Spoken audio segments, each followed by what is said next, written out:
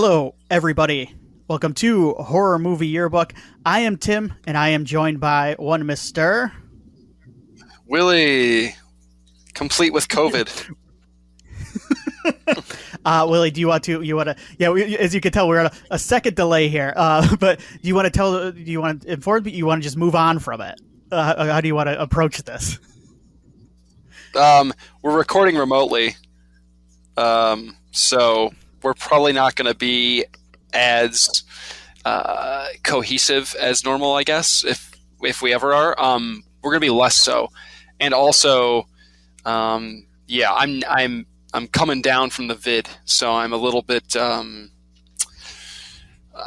less energetic than I normally would like to be. So there's a fair warning. And then Tim mentioned there's a delay, so we might sound funny. It should be an interesting one, to say the least. It's gonna go great. We're just gonna jump right into things tonight.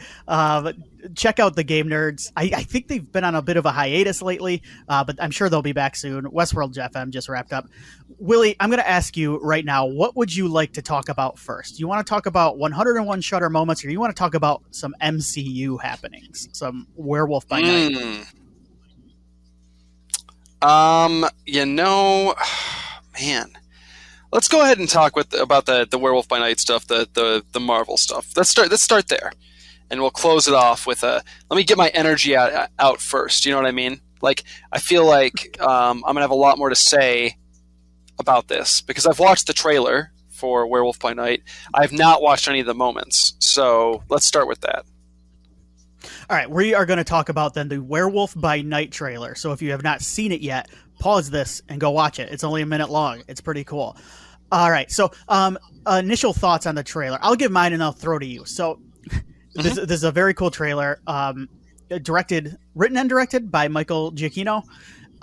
It's got it's got that 30s and 40s kind of universal horror vibe. So very nerdy nitpick here though.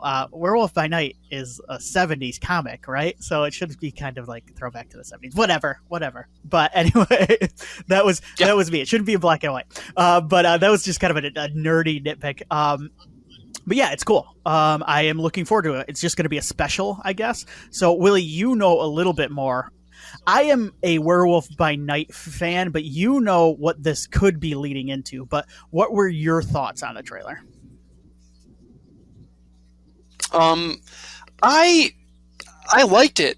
I didn't know exactly what to expect from this. I had heard rumor that we're going to play up some of the campiness and kind of that almost like a Hammer horror vibe to some of it. Or even some of the older Universal stuff, like a bit of that vibe, where the performances were a little larger than life, and they really leaned into that old school kind of horror cinema aesthetic. And it seems like they're doing that. I think that we've talked in the past. I know for sure off the show, but maybe even on the show about how one of the nice things about these Marvel shows that they've been doing. Even though I think that the quality has been, a little up and down, kind of all over the map. I've enjoyed the whole appointment viewing aspect of it. I've enjoyed being excited to watch something on Wednesday night or Thursday night or whatever. That's been very nice. And I think that doing a Halloween special plays into that. I remember, I think they still do like Christmas specials on network TV and whatnot, but I'm definitely excited to get that feeling of the Halloween special because it's been a while. So yeah, I'm looking forward to it. I don't come into it with a ton of. I haven't read a ton of Werewolf by Night. I mean, I know the character. I've read his crossover stuff with Moon Knight in particular, because that's a character I've read a lot of. He's a fun character because he's a werewolf. He's a werewolf, and he's like kind of like, what if a werewolf was kind of a superhero, like, or at least lived in this universe populated by superheroes, and he was able to use his werewolf powers to fight even more evil things than himself. Yeah, I don't know. I'm looking forward to it, and I'm going into it without any sort of like preconceived notions of what it should be, or without any sort of like they have to be beholden to any specific origin of the character or anything like that. So I think as long as I get some cool werewolfy action, and it looks like it's going to be practical, the werewolf stuff, so that's even cooler. But yeah, no, I'm looking forward to it. Tim, what about you? I mean, I know you mentioned that you're not like a werewolf by night guy or anything, but like, is this like an itch you've been wanting to get scratched from a comic book perspective, like wanting to see some of the horror stuff more so? Yes, and this is something that we got a little bit of in some of, I'll even say it, in WandaVision, there was a hint of it, obviously, especially towards the end. And then Doctor Strange, of course, with the Sam Raimi direction, and quite a bit of the of what happened in that movie. I guess I'll try to stay spoiler free, even though it's been out for a while. But that as well, we got a little bit. Moon Knight was kind of a little bit of that, and honestly, we've gotten a little bit of it in She-Hulk as well. So I am familiar, like I said, with Jack Russell, right? Or Jacob Rusoff. Yeah, is the name? Yeah. So good. So I'm familiar enough. I think I know where this is going. I think I know what this might lead into as far as the larger MCU, and I think it's really cool, especially if it could lead into something like Blade. What I'm going to do here, Willie, is I did not plan this out with the delay, but what I'm going to do here is I'm going to ask you a couple of questions. Like, I'm going to play dummy here, and I'm going to have you explain a couple things to me from the trailer. And one of the things that I would like, I'm going to ask you right now. So Man-Thing was in this trailer, correct? I did see him. Man-Thing, yes, of course. Yep, he's definitely. There's a brief shot of his face. Yeah, can you explain to me why I should be excited about Man-Thing? I only know him from the sci-fi original movie. Well, if you've seen it, you should know exactly why you should be excited. No, I mean, Man-Thing's kind of like, he's not Swamp Thing, like he's not Marvel's Swamp Thing, but he kind of it. Like, he's a big, gross green monster that lives in like a swampy place and like is some sort of protector of some sort of mystical realm or something crazy like that. I don't know a ton about Man-Thing, if I'm being completely honest with you. I do know that he is he has one of the either most or least fortunate named comic books of all time. Do you know which one I'm talking about? I don't think I do. Giant Size Man-Thing. Which was a real which was a real comic book that exists. I should pick up a copy at some point, but I haven't done that yet, so I should really get on that. But yeah, Giant Size Man-Thing. So no, I think that this seeing things like Man-Thing pop up in this trailer, it's very exciting because I think that this group of it seems like there's some sort of gathering of monster hunters or something going on here in this trailer, is what it seems like. So they could really kind of bring in a few different characters if they wanted to from that corner of the Marvel universe. Man-Thing's one of them. Yeah.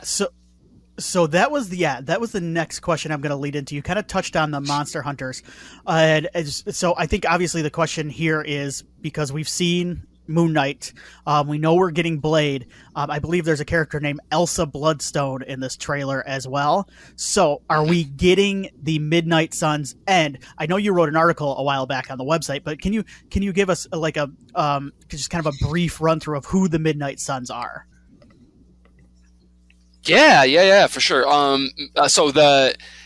we getting a Midnight Suns? I would say the answer is yes. And I think it goes beyond kind of the seeds that they're planting with Blade coming around the corner, as you mentioned. Werewolf by Night's happening. Moon Knight certainly could be a potential member of that roster.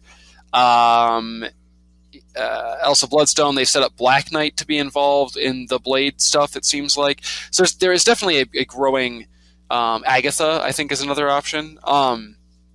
There's a growing potential roster in the various Marvel projects that could make up a Midnight Suns team. But beyond that, they're also, I mean, there's a Midnight Suns video game that is coming out. I think that Marvel is nothing if not savvy to timing the releases of their different media and trying to build up IP that way. I believe there's also a new Midnight Suns comic book series, either currently on the stands or coming out soon. So it seems like there's a bit of a Midnight Suns, renaissance happening, and that tends to lead into them producing, I guess, whether it be a show or a movie or whatever. I think that's where we're headed. But as far as what that team is, it's a collection of heroes or anti-heroes or sometimes even villains in the more supernatural / horror area of the Marvel universe that team up to fight big, nasty, demonic threats. So they've dealt with things in the past from The Darkhold, which is the book, if you remember correctly, if you've seen, I know you've seen it, but for those that have seen Doctor Strange, Multiverse of Madness, The Darkhold is the book that kind of serves as a MacGuffin throughout that movie. That's very entrenched in the Midnight Suns stuff. They've also frequently battled with a demonic character called Lilith. She's kind of a demon, kind of not a vampire, but has vampiric qualities and stuff, but kind of this demon queen. I think she's the villain of the video game they're doing as well. So that's, they team up to do these things. And the roster's changed over the years, certainly. There have been many iterations. Blade is generally always a member of the team. Blade is kind of a constant. Ghost Rider is another one that's been on, I think, every version of the Midnight Suns. Sometimes it's a different Ghost Rider because there's a few different ones. Doctor Strange has mostly been a member in the comics of the Midnight Suns. And then you've had, other characters. Morbius has been involved. I don't think Jared Leto will be involved in this, in whatever they do. But you never know. You never know. The internet would tell you that it's a really special film. So there's plenty of memes. So Morbius, as we all know, memes mean money, as we all know. Yeah, just ask Sony. But yeah, so there's been plenty of iterations and whatnot. I think the most recent version of the Midnight Suns that I can recall was assembled in a miniseries called, I believe it was Doctor Strange Damnation, I think is the name of it. And I think it deals with Doctor Strange getting, I believe, captured by Mephisto, and Wong assembles a new team of Midnight Suns to free Strange from Mephisto's. I don't know if he's possessed him or if he's I can't remember exactly, but they work together to free Doctor Strange, and that's probably, funny enough, I've read a lot of Midnight Suns stuff, and I love the old school '90s roster because it's just so rad. I mean, you've got like Vengeance. Do you remember Vengeance? No, I don't. he was like that more because apparently Ghost Rider doesn't look rad enough. They needed to make it's Ghost Rider more... Vengeance. Yeah. Yes. Yeah, okay, you know who I'm talking about. Yeah. But the newest roster, anyway, from Doctor Strange Damnation, I really like. So it's Wong, who I love, Blade, Elsa Bloodstone, Dr. Voodoo, Iron Fist, Scarlet Spider, Ben Reilly, Ghost Rider, Moon Knight, and Man-Thing is the roster. So it's pretty rad. And they all threw down with Mephisto. So would that be then your dream roster? Like, if you were going to make your own Midnight Suns movie, would that be the roster you choose? Or chose? I don't know. I would have liked Wanda to have been on the team. I'm not sure if that's what they're going to do at this point. I always thought she'd be a cool fit. No, I mean, I want Moon Knight involved because I do think that the Moon Knight show dropped the ball a bit on the horror aspect of that character. So I'd like Moon Knight. I would like some sort of wizardy or witchy character. It does not have to be Doctor Strange. I'd be cool with Agatha at this point being a member of the team. I think that'd be pretty sweet.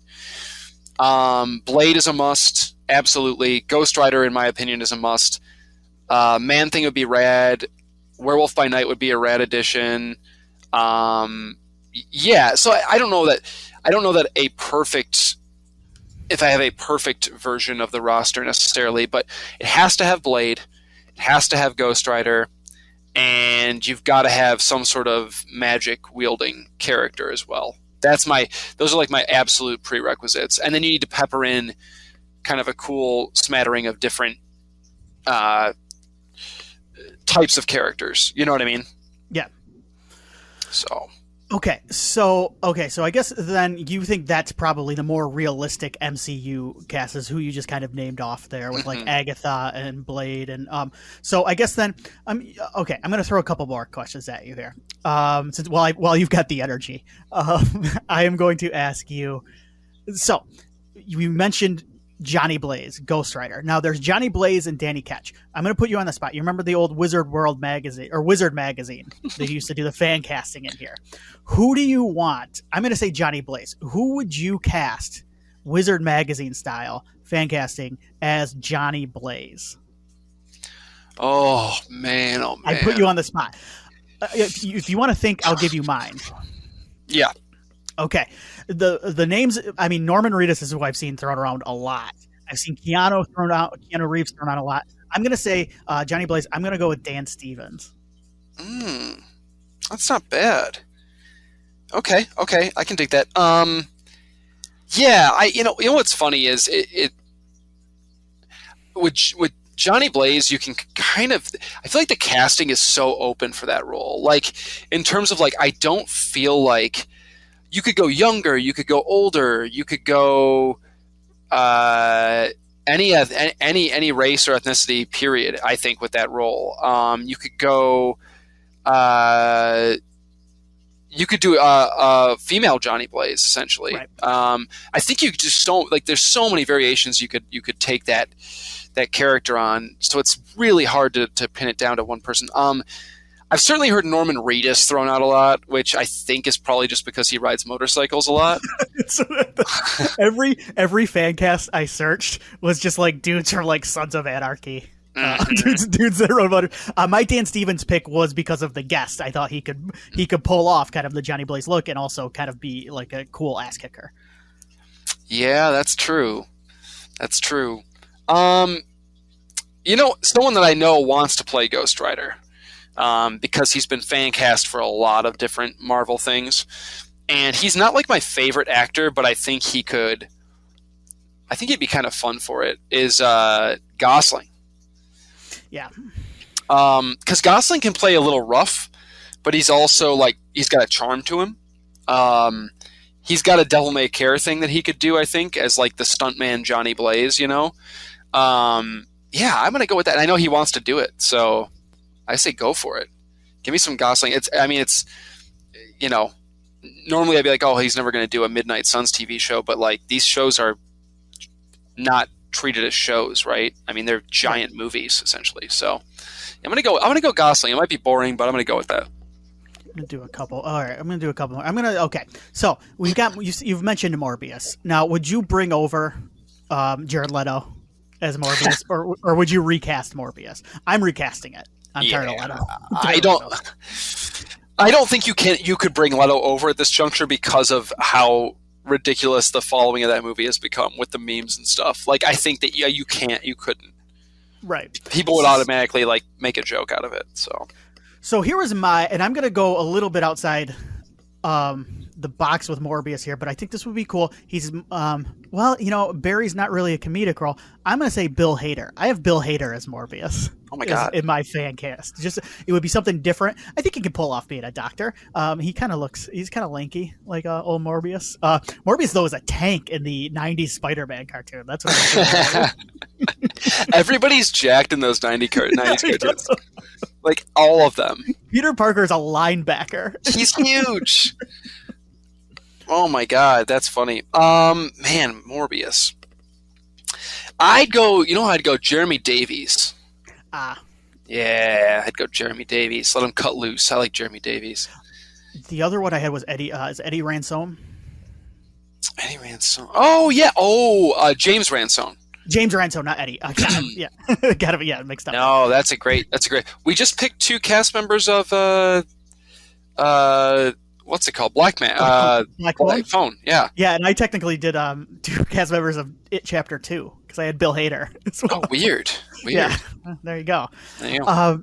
Man-Thing is just going to be a voice, right? Do you have a good voice for Man-Thing? Vin Diesel? Oh, they should put The Rock. Oh, okay. That'd be fun. Vin would love that. So he'd be on Instagram trying to like promote some non-existent Man-Thing versus Groot movie. Like he'd be, oh god. No, you know what? Here's where I think I think that Marvel's savvy enough to know that they'd be making a show or a film that's appealing to a slightly different audience with the horror elements and stuff. And I feel like to gain some goodwill, and I think they're generally pretty good about doing that. To gain some goodwill, I think if you're going to do a voice for Man-Thing, you cast kind of a legendary horror actor as the Man-Thing voice. And I'm going to go Kane Hodder. He's got that gruffness and that growl that you could do for Man-Thing's voice. And he could probably do mocap too. He could probably do the mocap too. So give me Kane. I like that. Who else is on this roster? But because most of they've been cast, right? Mm-hmm. Yeah, so we're good there. You think Black Knight's going to be on there, right? So. I think so. It seems that way. I don't know. They said that it's Mahershala Ali's voice at the end of Eternals, talking to him. So yes, so he'll be a good Blade. He'll be a good Blade. Yeah, so I think so too. Yeah, he's got Wesley's blessing. All right, so last question then. The West Bless. The West Bless, yes. You know what? The guy doing the voice for Man-Thing. There is a guy doing a voice. His name is escaping me, but he was a creature designer. I think he worked for ILM for a while back in the day. He's been in some of the Marvel movies. I think he's been in Spider-Man. So his name is escaping me right now. All right, so we talked about the comics. Horror has been, I wouldn't say a staple of Marvel comics since, but it's been around in Marvel comics since back when it was called, like, what was it, Timely Comics? Mm-hmm. Yep. And Atlas Comics. I mean, yeah, stuff like way back in the 40s and 50s, around the same time, EC Comics was running around with like Tales from the Crypt, Vault of Horror, stuff like that. Marvel had its own horror books at the time as well, but the 70s is the big kind of boom of Marvel horrors, because you have stuff like Dracula, the Marvel Dracula, there was Marvel Frankenstein, right? Werewolf by Night, obviously. All the zombie? Of stuff like, yes. So, Manphibian. Are you familiar with Manphibian? I am not. Yeah, Tomb of Dracula was the one I was thinking. But that's when Ghost Rider and Morbius were introduced as well. I believe Blade was as well around that time. So this is kind of what I am liking about this current phase of Marvel, is we're getting into the horror stuff, and we're getting into the stuff like Shang-Chi, which is the kind of like the kung fu, the martial arts stuff, and we're probably going to get some Iron Fist stuff, right? Mm-hmm. So that we're getting into that weird kind of funky 70s Marvel era that I really like. And then it will lead into the 80s with the X-Men, obviously. But my question is, so do you have any personal favorite like Marvel horror comics that you can recommend to people? I know you're big in like, you like that Moon Knight run, right? That was very... Yeah. I mean, like, I do like the first series of Moon Knight comics where it was actually a backup. It was like back in the day they would make they would have the comic books and you'd have a backup story at the end of whatever your comic was. So in the Hulk's book at the time, his comic, Moon Knight had kind of a backup strip at the end of the book, and they were always very he was always dealing with like creepy stuff. Like he was like serial killers and just stuff that was a little bit darker than maybe some of the other superhero comics at the time were dealing with. And I always dug that. God, I never read a ton of Marvel horror beyond the Midnight Sun stuff. It just never... that early stuff I never really got into. I mean, I was into EC Comics and stuff like that for my horror, my horror fix.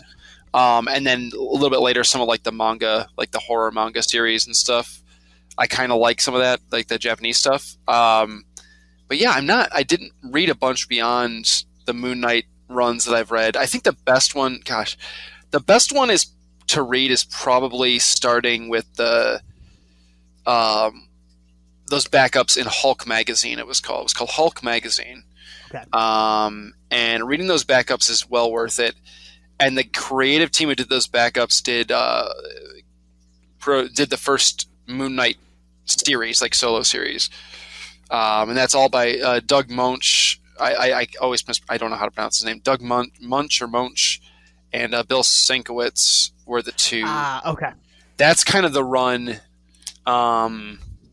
that has a lot of that kind of drippy, ooey gooey, nasty, horror-y vibe that I like so much. Yeah. Did you ever read? Just to ask, did you ever read Marvel Zombies? I read the first. Yes, I read the first series. They've made like 8 of them. You know what I mean? The Kirkman series, right? Mm-hmm. Okay. How was that one? It's fun. I mean, it's fun. It's not something I ever feel a need to return to. I think it's a fun idea, but I don't. It's not a comic that I loved enough to like go back and reread it at any point in time. So, I guess. And then, sorry. No. I was just gonna say, take that as you will. I guess. And then the other one I was going to ask you about is you have recommended to me in the past. There's a Venom series that's very much like the Thing. Yeah. Oh my gosh, yeah. I'll have to look it up as we're talking, but yeah. So after, for those that don't know, Venom, the Spider-Man, I guess, villain character, or I guess he's like a superhero now. He's got his movies. You guys know who he is. Was huge in the 90s. I mean, Venom was like, God, all over everything in the 90s. He was one of those characters that, like Gambit and Cable, who were in like every single, it felt like every single issue of everything. And Venom was like that. And then they turned him into a superhero. And I think what happened was people got burnt out on the just overexposure of characters like that. And at one point, Marvel decided, okay, it's time to try and reboot the Venom character. And they did in this weird kind of Arctic set horror story about, there's no Eddie Brock or any host or anything. It's just a symbiote, and it is like murdering these people. It's very much the Thing. Like, it feels very Thing, inspired by the Thing, where these people are getting picked off by the symbiote in this Arctic setting. and it was super sweet. And I wish I could tell you exactly what volume of Venom it was, but I do not know off the top of my head. I'll have to double back to that at some point and let you guys know. Yeah. Okay. Yeah, very cool. A couple. I'm an X-Men guy, and there are a couple of X-Men can kind of dip its toes into some of that. I mean, like the Brood has some horror elements. The Brood saga, Ilyana Rasputin and Limbo and Magic and all that stuff. But the one I want to recommend too, if people haven't read it and maybe have seen the movie, which I actually kind of like, the New Mutants movie, is the Demon Bear saga. That's also a Bill Sienkiewicz drawn comic, if I recall. I think Chris Claremont does the yes. And that is an X-Men story. It's a New Mutant story, but the Demon Bear saga is a really, really good like Marvel horror story. I also remember when I was a kid there being a Clive Barker Hellraiser Marvel book, and I've never read it, and I really, really want to. I'm a big proponent of some of the old Halloween comics and stuff. I always thought those were pretty cool. Like the Michael Myers-y stuff. So I never read Hellraiser, but I'd like to check it out at some point. Yes, and yeah, I've read some of I've read probably the first 10 or so issues of Werewolf by Night and some of the old 70s stuff, and those are fun too. So very cool. So are you so you're excited that we're getting some horror in the MCU? It's coming, right? It's going to happen. Mm-hmm. Yep. And we are going. We'll talk about Werewolf by Night, the movie, a little bit more when it comes out, because I think we have both decided we will talk about it. We will watch it and we will discuss. So very cool. All right, there we go. There's that. Now we're gonna see how we do this. I have been watching 101. I don't remember the exact title of the show. It's on Shudder right now. It's like 101 Scariest Movie Moments. If you remember on AMC, yep, 101 Scariest Horror Movie Moments of all time. And they're counting down. They're through the first 25 after 2 episodes. So I have been tracking all 25 of them. I have been tracking the movie. I have been tracking the moment. And I've been thinking if maybe there are some alternate moments that I may make an argument for over what they picked. I also understand what they picked. I'm not going to go through all of them, but I did pick out some, and I'm going to see. Willie has not been watching it. So what I'm going to do here is I have highlighted a couple, and I'm going to see if Willie can guess the moment that the Shudder or the producers, whoever, chose to represent the scariest moment in that film. So are you ready, Willie? Yes. I did discover, real quick before we jump in, I did discover the Venom run. I wanted to make sure that I mentioned this. This is Venom Volume 1. So the first series, called Venom, started in 2003, and it begins with the first issue. So there you go. Gotcha. I really like a lot of the. I'm a big fan of those early 2000 comics when Marvel, like right after the big boom and right after all things had gone south in comics, and they kind of came back in and they streamlined a lot of it. So that sounds like it falls right into that. So yeah, for sure.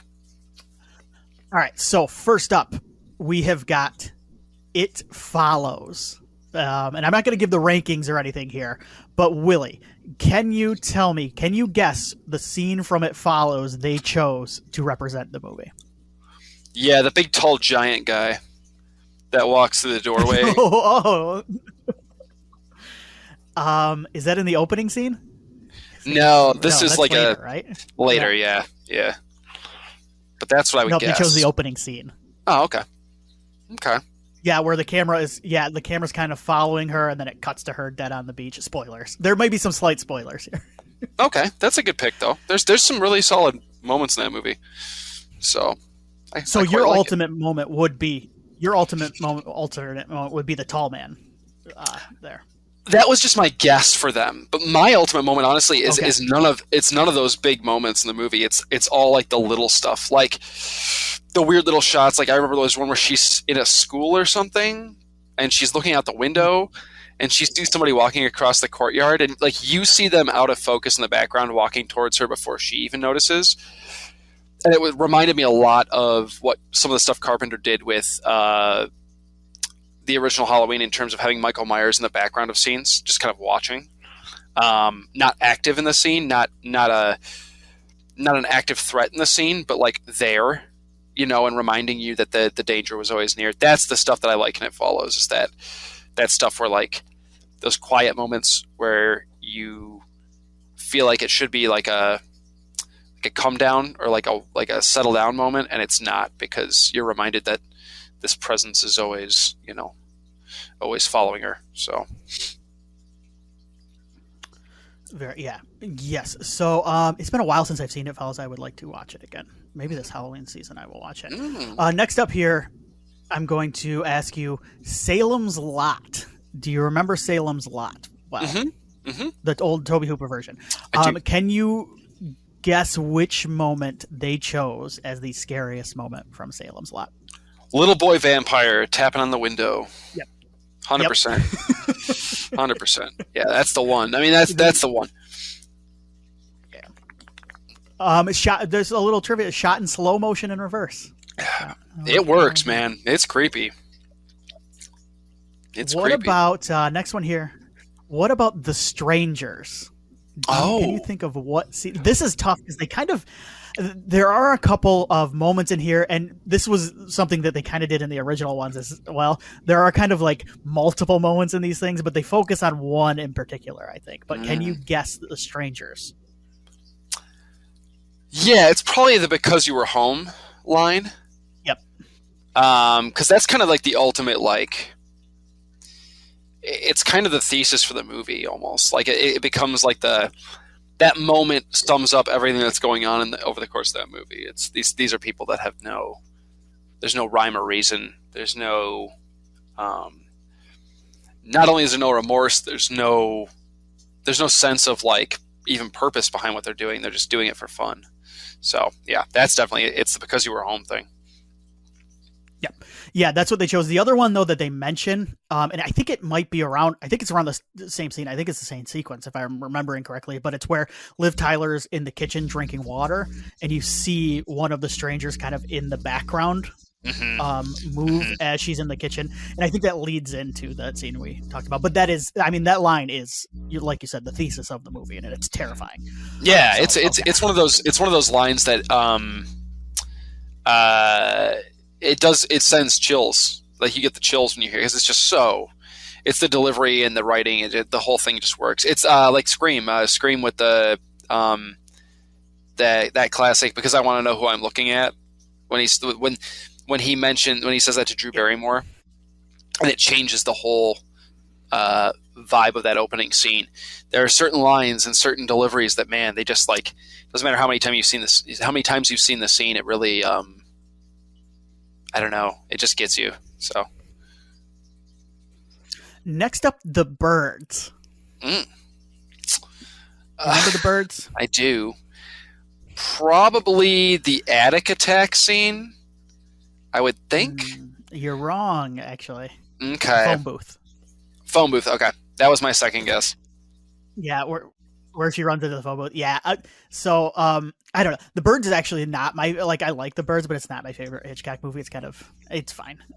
It's I get why it's seen to be a classic, but yeah, the one part where she runs into the phone booth and all the birds are running around. That's a classic. Yeah. I'm not going to ask you this one. I just wanted to make mention of this particular scene and I'm glad it's on here. It's the Mulholland Drive, the Winky's Diner scene.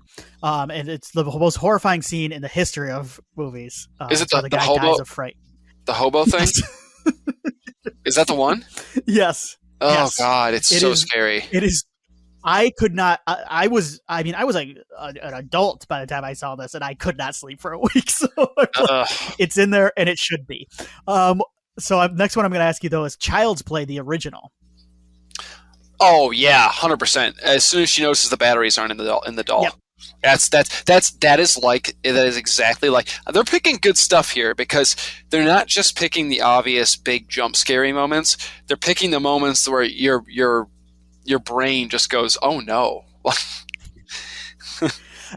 And I should mention, just for anybody who hasn't, this is they're doing a great job with this so far, and I really love these type of countdown shows. Anyway, we've talked about it. Like every generation needs one of these style of shows, and they are knocking out of the park so far. So yes, definitely that is the one. All right, the next one here. There are a couple here you could choose. An American Werewolf in London. Oh, I gotta think on this. Yeah. It's probably the transformation scene, right? Like the classic. It is not. Okay, then it must be the weird Nazi werewolf dream, right? Yes. Okay, that's a good choice. So yeah, they went with the dream sequence with the it starts out with like the Muppets, and it turns into like machine gun mutated Nazis. And it is a great scene. It's kind of one of those weird like, why is this happening scenes. I would argue though, so this is where I'm going to throw my first argument in against this. I would go with the transformation scene. Because I still think that is the best werewolf transformation ever in the history of werewolf movies. And I just think that's the thing that sticks with me the most. I kind of think they didn't do it because they put the transformation sequence from the original, the 1941 Wolfman, in there. So that I don't think they wanted to do, two transformation scenes. And I can get that because like, imagine you're in the theater in 1941 and you're seeing this man turn into a wolf in front of you. Also, they had great video of Keith David just loving it. He loves this. So you can't go away from that. I would make an argument for the transformation scene, but there you go. Zombie 2, Fulci. Ooh, the eyeball. Yeah. Okay. Yeah. Eyeball poke. Okay. For sure. That's what it was. That and they show that. We talked a little bit about that on Things That Make Us Squirm, and that made me squirm. The shard of wood. Mm-hmm. It's nasty. We'll do a few more here. Dr. Sleep. What do you think they chose from Dr. Sleep? Oh gosh.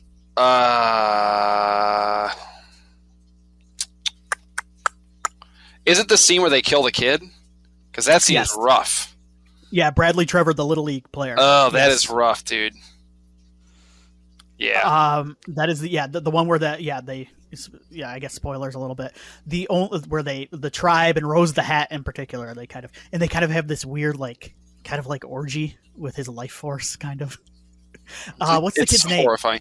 Oh, it's Tremblay. Tremblay, yeah. Yeah, Jacob, who's very good in that scene. So, the only thing I might make an argument for, and it's more of a I guess this is moments, is Danny waking up next to the woman. Oh God. But that's just more like just a horrifying moment in general next to the woman with the kid. Yeah. God, that movie's good. It is really good. And I'm glad this is the reason why I like these things to be updated every so often, because we can talk about stuff from It Follows and Dr. Sleep. Mm-hmm. Candyman, 1992, the original. What do you think they chose for Candyman? Oh boy. There are a couple here I think you could go with, and they do talk about a couple, and yeah. Yeah, I don't know what they would have. Probably the scene. Well, no, they don't. They show his origin in the original Candyman. No, isn't that in 2? That's in 2, right? Yeah. Okay. I don't know. I actually don't know what they would go with Candyman. I'm trying to think. So yeah, they went with Tony Todd actually seems to go with it. The scene in the parking lot where he stalks Helen. Okay. Because it's the first time you see Candyman. I'm Team Mick Garris out of this one, because Mick Garris goes with the live bees that kind of come out, that Candyman kind of vomits out of his mouth. Yeah, that's good stuff. Yeah, that's the one that sticks with me. So I'm Team Mick Garris on this one. 2 more here, and then we'll wrap it up. The original Evil Dead. The original? Oh, man. This is tough because I get those first 2 Evil Deads kind of mixed up in my mind. Some of the moments that happen in them. Would it be is it the tree scene? Is it the tree rape? No, they stayed away from the tree rape. Okay. Is it just his sister in the basement just screaming and pounding on the when she's No. Okay. They went with Cheryl being possessed and then the pencil going into the ankle. Okay. Yeah, so the Cheryl thing is what I was talking about, I mean, to a certain extent, but the pencil going in the ankle. Yeah, that is an early moment. Yeah, because the blood kind of oozes out. It's gross. Evil Dead is the last 15 minutes of that movie, and that's the thing is I can tell they try to stay away from spoiling the ends of this movie, but the last 15 minutes or so of Evil Dead is just complete insanity. So. Just nuts. And the last one here, Dawn of the Dead, the Snyder version, the Zack Snyder version. Oh man, okay. Let me think on this. The Snyder version. God, there's some cool sequences in there. Are they going with the baby? Because that's not what I would go with. But no, they did not go with the baby. Okay, good. Man, the parking lot sequence, like the parking parking structure shootout where it's dark and stuff. They went with the opening sequence actually. Oh yeah, I don't know why I didn't think of that. That opening sequence is pretty great. Yeah, it is. It's kind of its own movie, and that is probably what I go with. The one that always sticks with me is when they're pointing out famous people as zombies. That is great. I really like that movie. I've come around on it a lot. Yeah, I think it's a ton of fun. It's so totally different from Romero's that I appreciate it for that. Like, it's not trying to do anything that he was doing, basically. I still think it's one of Snyder's best movies. Yeah. Legitimately. I would have to agree. All right, so that is 101 yes. greatest movie moments. It's on Shudder now. I think it's a ton of fun, and I've been enjoying watching it. So that was fun for me. Before we gotta get out of here, Willie, anything you have been watching recently while you've been laid up here? Not really anything horror wise, unless you count Hoarders. I've been watching Hoarders, the A&E reality show, which is incredibly horrifying at times.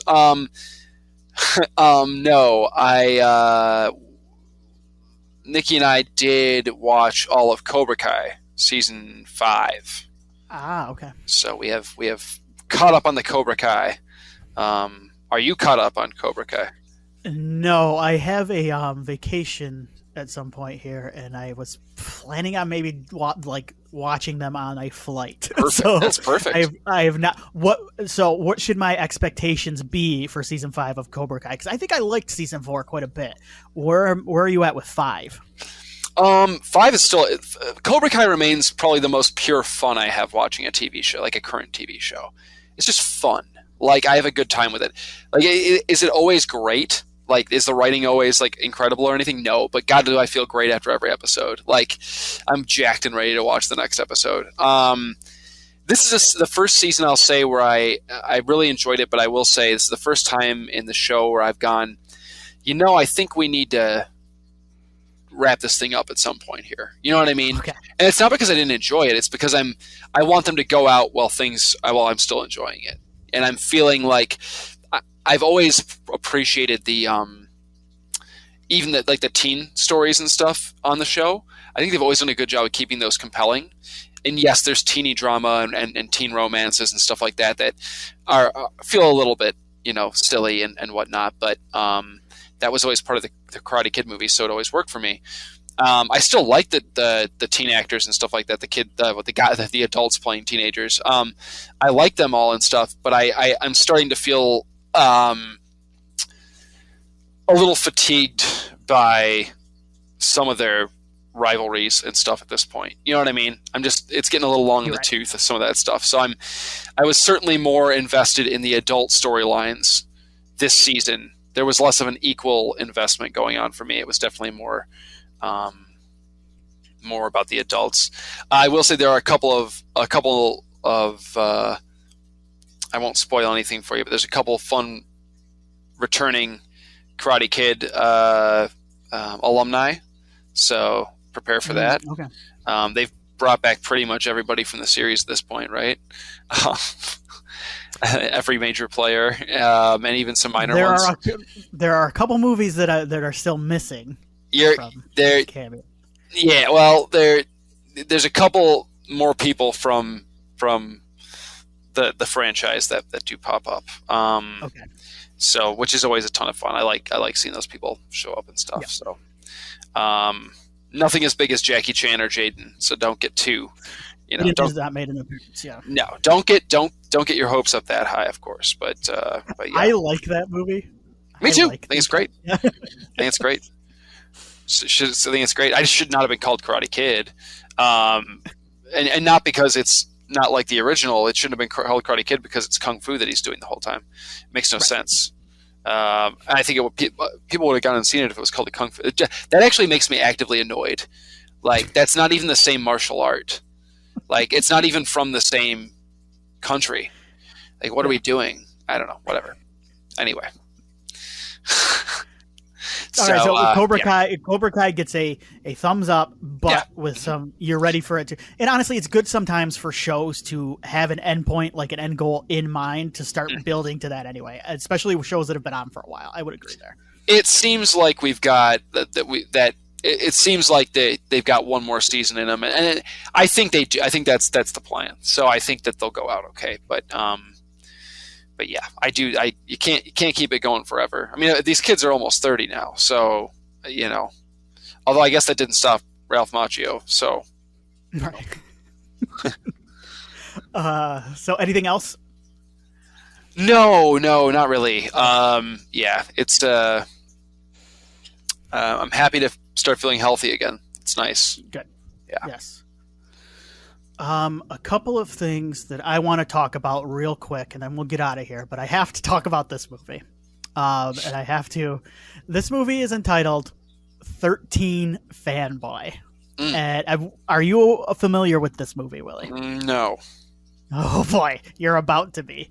This is it's a slasher movie, and you're gonna recognize some of the names involved in this movie very quickly. This movie is written and directed by Deborah Voorhees, aka Debbie Sue Voorhees. Oh yeah, you recognize that name? This is starring Dee Wallace, Kane Hodder, Judy Aronson, Lar Park Lincoln, Tracy Savage, Corey Feldman, and did I say CJ Graham? Because he's in it too. Oh my god, my favorite nacho eating convention goer, CJ Graham. So Dee Wallace is the lead actress, and this is essentially like a Friday the 13th. This was made last year, 2021. A Friday the 13th fanboy goes on like a killing spree of people, the people I mentioned there, and they're all playing themselves, like involved in the Friday the 13th movies. Oh no. This is on I believe Paramount Plus right now. You could watch it, you could rent it. I will say I had a lot of fun watching this. I enjoyed myself. Okay, I have to spoil something for you though. It's fine. Go ahead. Kane Hodder in this movie has the most hilarious, like, prolonged death scene I think I've ever seen. He gets stabbed by the 13 fanboy, the slasher, and he's bleeding out, and he just keeps going. Like, he says, "These people don't realize I'm a real person with a wife and a kid who I love," and he just keeps going on until he finally dies. I was laughing so hard at that moment. Kane Hodder going for an Oscar for 13 Fanboy. This sounds amazing. Do they off Feldman? Does Feldman get killed? Yeah. That's amazing. So funny. They all pretty much get it. CJ Graham has a great line, and I wish I remembered it, because CJ Graham sticks around for a while, and then he goes after him, and he has a very funny line. This is highly recommended for Friday the 13th fans who are jonesing for anything Friday the 13th. And I did mention I've been watching a lot of TV lately. I have been watching She-Hulk. Last time I talked about it, I was not crazy about it, but then it picked up for me, and I think it's very good. I like the Lord of the Rings show quite a bit. What's the other thing? I just started watching House of the Dragon without ever watching Game of Thrones, and it's not bad. Okay, so, all right. It's not bad. I just jumped in. I had read the first two Game of Thrones books. Oh, and I should mention that What We Do in the Shadows just wrapped up season 4, and I would give that and Harley Quinn, which is wrapping up as well at season 3. I will give those thumbs up as well. I think they've been very good. Harley Quinn has a little bit too much Batman focus for me. Batman has kind of wormed his way in to the Harley Quinn show, and I get it because like she is connected to Batman in her way. She's a Batman villain. I get it, but like the fun I have watching the Harley Quinn show is seeing all the like C tier characters, like their own kind of comedic spin on them, and now Batman has kind of wormed his way in. They do a good job of talking about Harley Quinn. I mean, she's a psychiatrist, and that's never really touched on in her character in a lot of these shows.